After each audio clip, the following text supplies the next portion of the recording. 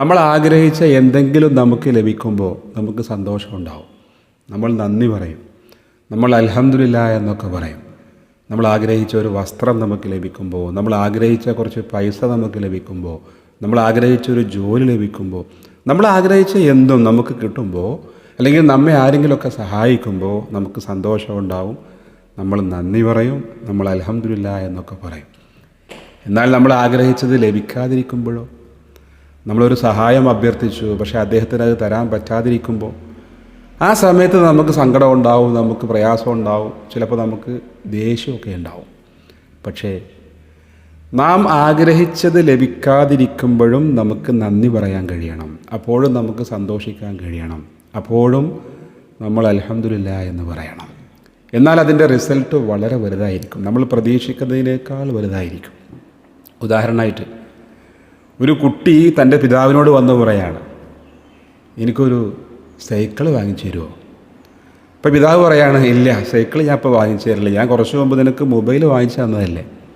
അപ്പോൾ ആ കുട്ടി തൻ്റെ പിതാവിനെ കെട്ടിപ്പിടിച്ചുകൊണ്ട്, താങ്ക് യു, വളരെ നന്ദിയുണ്ട് ഉപ്പ, എനിക്ക് നല്ലൊരു മൊബൈൽ ഉപ്പ വാങ്ങിച്ചു തന്നല്ലോ, വളരെ നന്ദി എന്ന് പറഞ്ഞ് ഒന്ന് കെട്ടിപ്പിടിച്ച് ആ ഉപ്പക്കൊരു മുത്തം കൊടുക്കുകയാണെങ്കിൽ തീർച്ചയായും ആ പിതാവിന് ഒരു സൈക്കിൾ വാങ്ങിച്ചു കൊടുക്കാനുള്ള ഒരു ചിന്തയുണ്ടാകും, ഒരു മനസ്സുണ്ടാവും.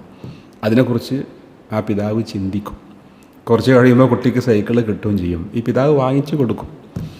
നാം ആരോടെങ്കിലുമൊക്കെ എന്തെങ്കിലും ഒരു സഹായം അഭ്യർത്ഥിച്ചു, കുറച്ച് ക്യാഷ് ചോദിച്ചു, പക്ഷേ അദ്ദേഹത്തിന് അത് തരാൻ പറ്റിയില്ല, അദ്ദേഹം തന്നില്ല.